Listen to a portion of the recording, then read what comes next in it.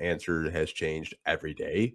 Uh-huh. But I want to ask you, who do you think needs to make the biggest jump this year? Like you're just looking at these young guys. Some players are on contract extensions. Some players are still on rookie scale deals. But when you look at this young core and players on this roster, who is it for you? It's interesting because I feel like you could answer this question in so many different ways. Like if you're talking about who for the Pistons needs to take the biggest jump, I look at a guy like an Asar Thompson just because of his athleticism and his unlimited potential and a lot of the things that he can do. On top of that, you just look at the guys that they lost last year and just, Asar's a guy that can slot in and fill in a lot of those areas if he improves. But like if we're going like which player for themselves needs to take the biggest jump. To me, it's Jaden Ivey because it's the guy who, in my opinion, can have the biggest impact on his future and on his next payday. Like I think Jaden Ivey, especially coming off of a really solid beginning of the season, but let's be honest, after the injury, not only did the Pistons continue winning, their winning percentage, if anything, technically went up. I'm not saying that's because of Jaden Ivey going out. I'm not saying, anything of that's right or wrong. That's just the reality of what happened. And so for Jaden Ivey, like if he comes in and has another season where, similar to last year, where there's improvements, there's solid strides, he's probably only going to get paid around like Colin Sexton-esque level, right?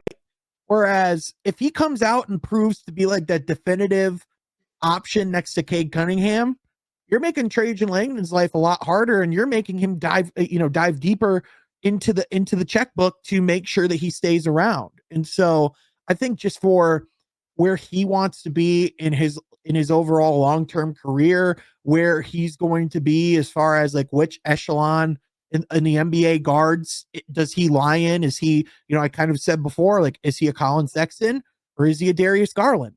And like fans might be like, oh, well, like those guys aren't very far off. And you're right. But one gets paid like 10, 15 million a year.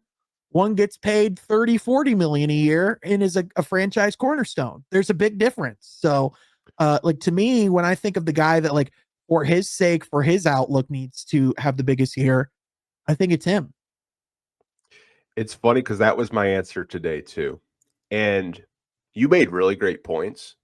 My points are a little bit different in terms of you touched on the contract extensions. You touched on what he could possibly get.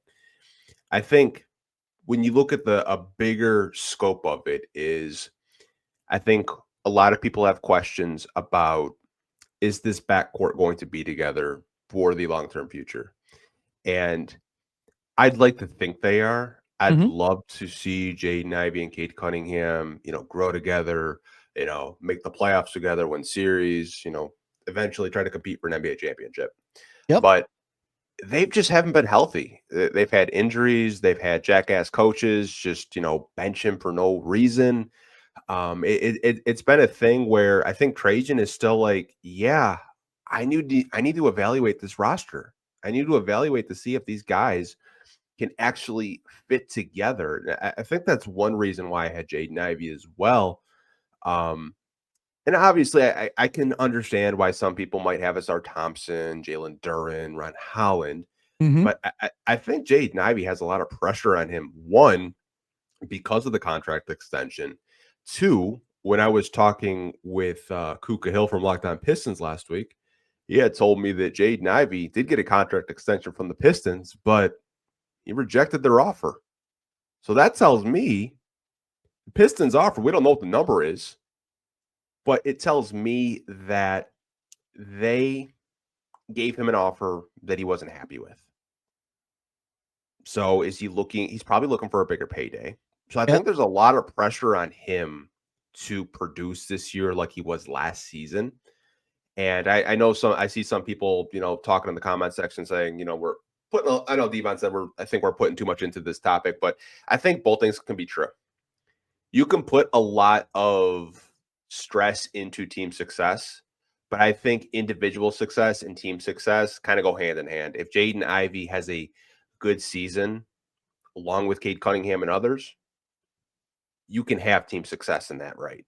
So I think Jaden Ivey is my answer as well. My 1B is Jalen Duren. Yeah, I really think that when we were talking about Jalen Duren first 25 games of the season, we were very frustrated. We were annoyed with the effort on both ends of the floor. But I think for him, I want to see if he can play at that level the second half of the season for a full 82 games. me I want too. to see. I'm really curious to see like what can he do on the defensive end of the floor. Right. Because if there's slight improvements, I'll be happy. I thought what he did in the playoffs against the Knicks, I was impressed. I think Cat and Mitchell Robinson still kind of had their way, but there were things that I took positively away from it. But would you have a 1B as well as myself?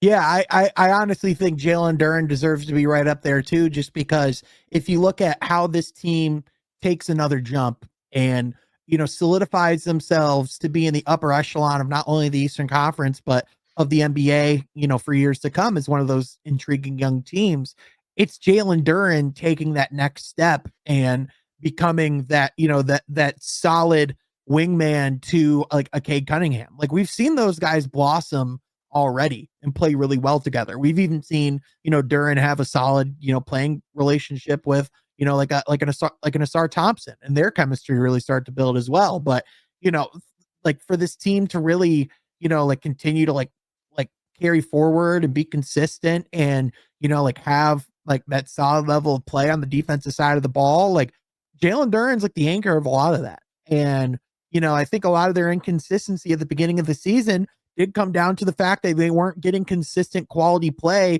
at the big position, especially when, Duran was out on the court. Like Isaiah Stewart, for a lot of the beginning of the year, was averaging more minutes because he was the better player at the time. And as good as I say Isaiah Stewart is with his height and, not quite the same athlete, there's just an inherent limit or ceiling when he's out on the court versus a Duran. So to your point, if he goes out and looks like first half of last year, I have some real concerns because, at what point do you get over that hump and we don't have to have this conversation about your effort and, like your intensity that you're bringing? And again, like this isn't something that we're like speculating about. I was in the room when Jalen Duren said, I like, and these are his words, not mine.